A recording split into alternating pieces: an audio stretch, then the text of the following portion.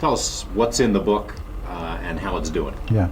Well, the book is really my experiences as I lived them in research and development of the Army under General Trudeau, Arthur Trudeau, and he drew me back in and put me in charge of that and established a Foreign Technology Division for me. And these were the artifacts on a crashed flying saucer, which we used the word applied engineering. Was Dr. Teller was still alive, knows he helped, you know. And we fed these things. He gave me the job of finding industry or scientists that were close to these items and feed us to them in normal R&D projects. And you're saying these items came from somewhere else? They came from a flying saucer.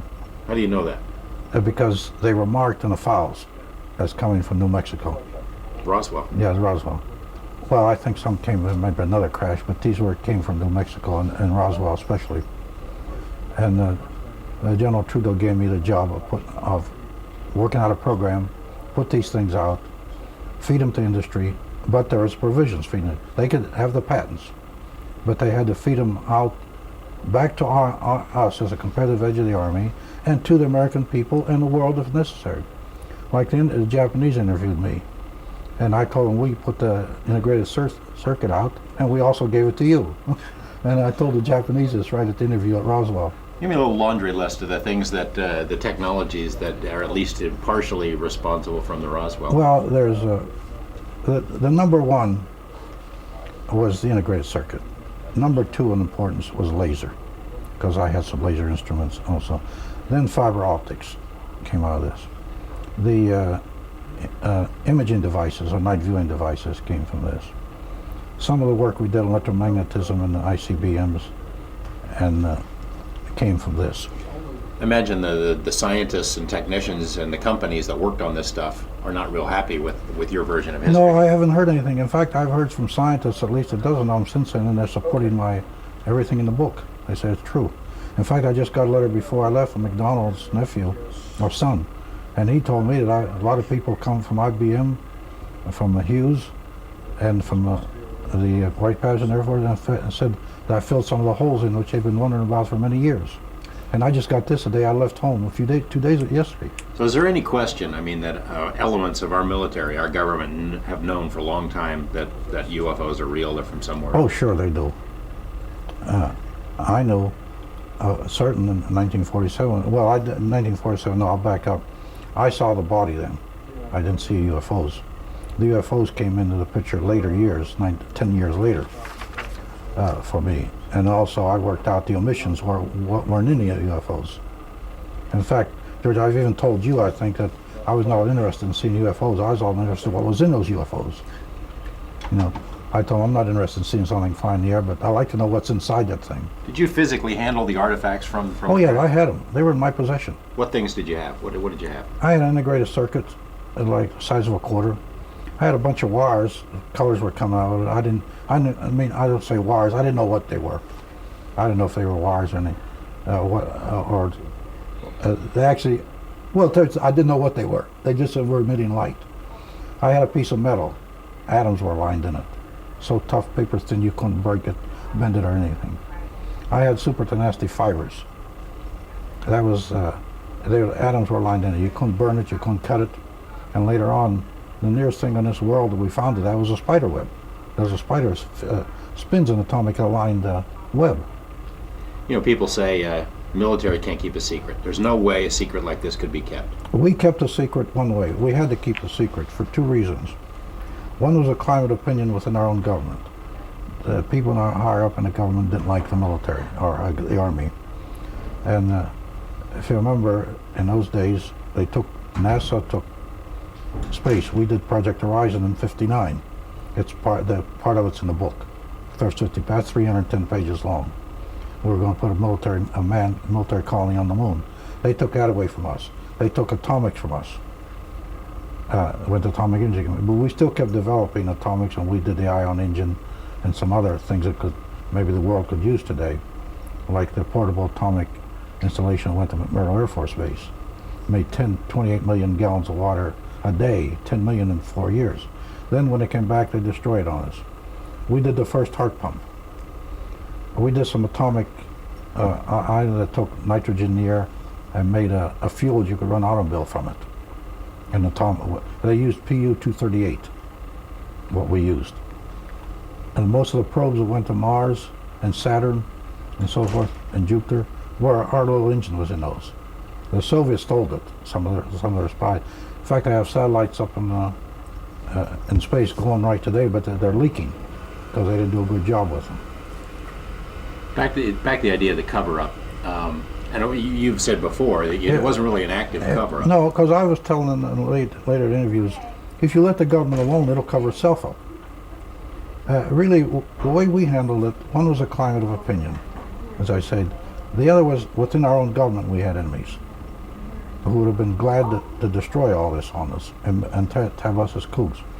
So what we did, I got the job of going and developing a program, which is discussed in the book how it was done. And through this program, we started feeding it out through industry.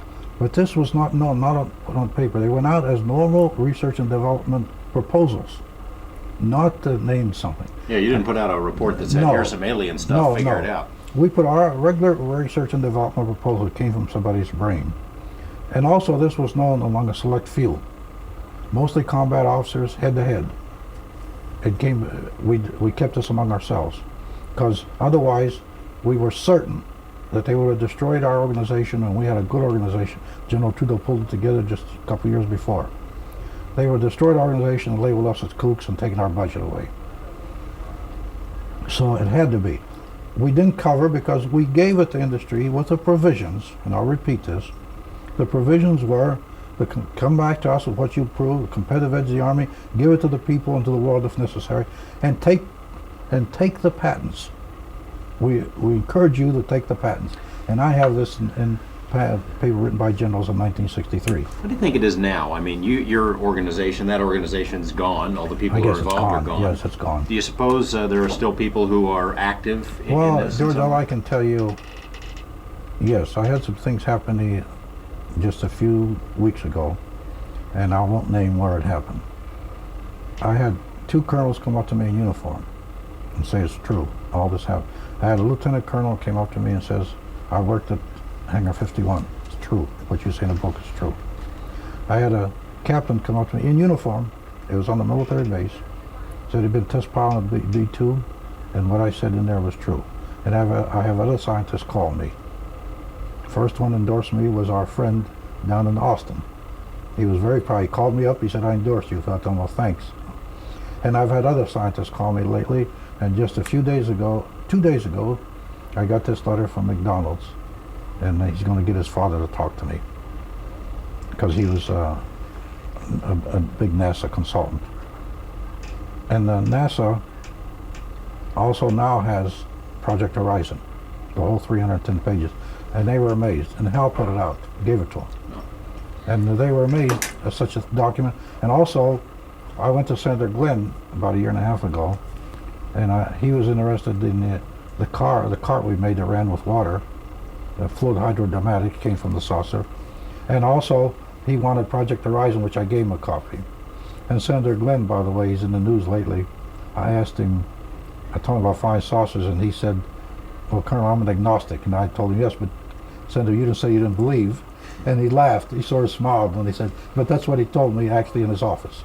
Yeah, you said a couple of other military people have come forward and said, yeah, in the last few days. Any people from that other era that have come forward to support you and said, yeah, Phil, I was there when you were there? Yes, a couple people. Publicly? Yes, not publicly, because I say I don't have the right to put their names out in public unless they decide to do it themselves. Got any grief? Has anyone from military or government told you, hey, you're doing the wrong thing? No, nobody. I haven't had I had a few critics, but one of the critics that you know about, he shook hands with me out there, and then they said he was afraid to death. I don't know what for, but anyway, he came up and shook hands with me. And as critics, I figured this is the truth. What about the press reviews of the book? They've been excellent. Most of the reviews have been excellent. I just got one the other day from Michael Lindham, and it was an excellent job. In fact, Hal sent it to me and said, amazing, extraordinary article. I have that outside in my case. But they all so far, it's all been receptive, and but the biggest thing, they're confirming it. And the biggest thing that I was impressed with when I was in Roswell and in Albuquerque and places, where the people coming up to me with their children want me to talk to their young children. At Albuquerque, a Hispanic woman with a 9-year-old boy sat for 3 hours. I was wondering why she was sitting there. She waited till the line was gone to sign the books. And I got into 7 o'clock and I got out at 11:30. She waited over 3 hours so I could talk to her little boy. But the people who come up to me with their children. I had my 3 grandchildren out there. And one newspaperman said his grandchildren are here watching him. It has to be true. Were you and your group ever able to determine where these things are from, why they're here? No, we were never able to determine. Although one of the remisses of things that I missed out on, and I say this, and I think the greatest gift God ever gave, we created man in his image. Yet we had the greatest artifact that they gave us was those bodies, and we didn't do enough on those. That partially, I can take the blame. I had the money, I had the organization, I had the people to do it, and we didn't go far enough. Autopsies were done on bodies, though, But right? not enough. We didn't do enough. How they functioned, how their brain functioned. And we came to the conclusion even in those days that the reason most flying saucers have failed is because our conclusion was that this being is part of the guidance system. He's part of that saucer. And I had a little story I told, which even the Lindemann picked up.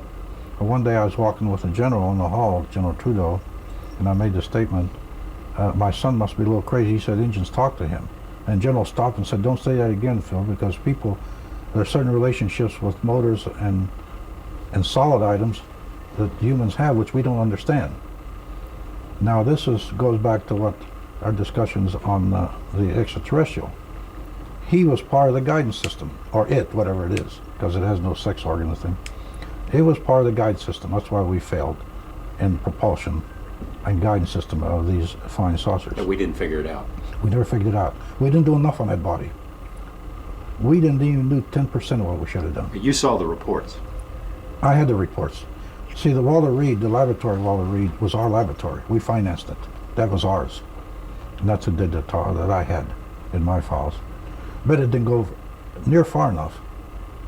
The skin, marvelous instrument. Look at our skin. This is one of the wonders of creation, our skin.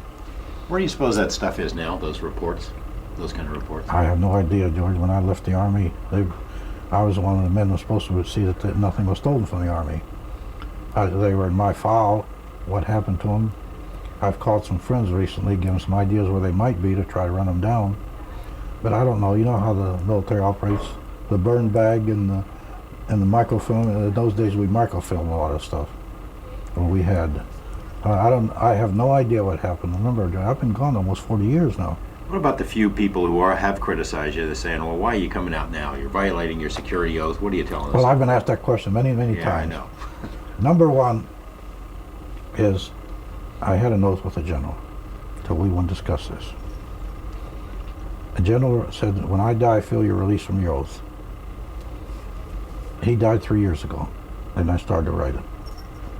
Number two is I couldn't talk about people who were with us that I had no right to talk about. In intelligence, like a newspaper man, your source is not named unless he gives you permission to name him. I had no right to do that. And so my own family criticized. My son says, 35 years you didn't talk. You didn't even tell us. So that's right. Why should I tell anybody? I had an oath, was an honorable man, a great man. And I wasn't about to betray that oath. And not only that, I had never any intention of writing a book or putting it on paper. That never entered my mind when I was in the military. I never thought I'd write a book or even do a movie on it. That never entered my head. Anything else you want people to understand about this? Well, it's the truth as I lived it. And when I say with the young people I met out there and the young people who have been talking to me, and even my nephew who first put the idea in my head, and we're not going to panic, he called me lately, and he said all the people in his factory now are all for it. In fact, he just sent me 7 books to want me indoors that they bought. And all I got to say, it's the truth, and I think it's a better world for this, but also there's dangers in this. I even told the general one day, what are we unleashing on the world in this in the greatest? He said, well, I hope that people come later will recognize the danger. He said, but not my lifetime, Phil, and this is in the book. Well, he died 3 years ago. I'm 82 years old. I happen to be still around. And that's what I think great developments. Well, one thing, give you an example of what happened. I had a file on von Neumann's file on artificial intelligence. It was called Project Rainbow, and I did nothing with it. And I should have done something with it, but I put it in the file and left it there. But the supercomputer was not developed yet. Look what's happened. Look at the imaging devices in hospitals. Those imaging devices saved my life just a few months ago when I was operated on for my stomach and a hernia. We started a heart pump. Look what developed from that. So I hope that these developments continue, and that we're not, say, harmed by politics or petty jealousies, that they continue with scientists the way they should continue. We didn't. We happened to do it. I think we succeeded in a way.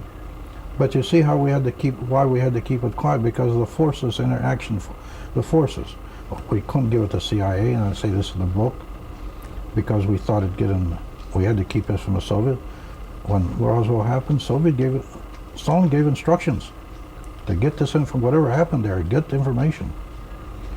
We were confronted with the KGB and the Soviet Union, at the time an enemy, and we were confronted like, as I say, people criticize me, they say, well, you're kooky. I told them, well, I'm in good company. General Marshall, General Trudeau, General MacArthur, von Braun, Olbert, Wilbur Smith from I told them, I'm in good company. That's the company I'd rather be in, with those kooks. Those are all people that knew about this. They know about all this. I'd rather be in that company than the ones criticizing me.